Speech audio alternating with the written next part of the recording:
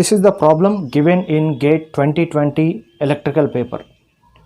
Consider a linear time invariant system whose input R of t and output y of t are related by the following differential equation: d square y of t by dt square plus 4y of t equals to 6 R of t. The poles of this system are at number 1 4j comma minus 4j, number 2 4 comma minus 4, number 3 2 comma minus 2, number 4 2j comma minus 2j. This is the actual problem given the differential equation. D square y of t by dt square plus 4y of t equals to 6 R of t is the differential equation given. In this already mentioned that R of t is input, y of t is output.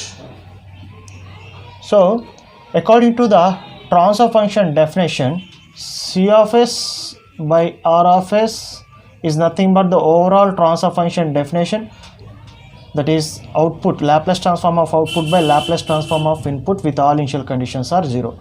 So if we apply Laplace transform to this differential equation, we will get the entire equation in the form of output and input in terms of Laplace.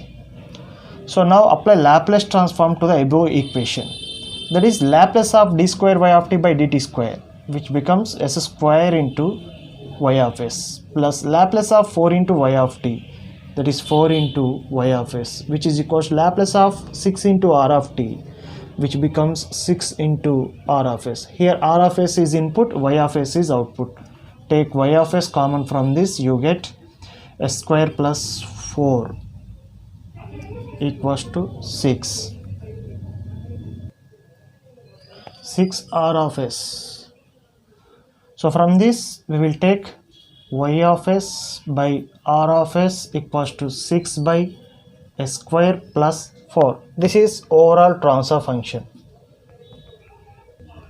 As we got the transfer function 6 by s square plus 4, the characteristic equation of this transfer function is the denominator coefficients of s polynomials equals to 0 is the characteristic equation.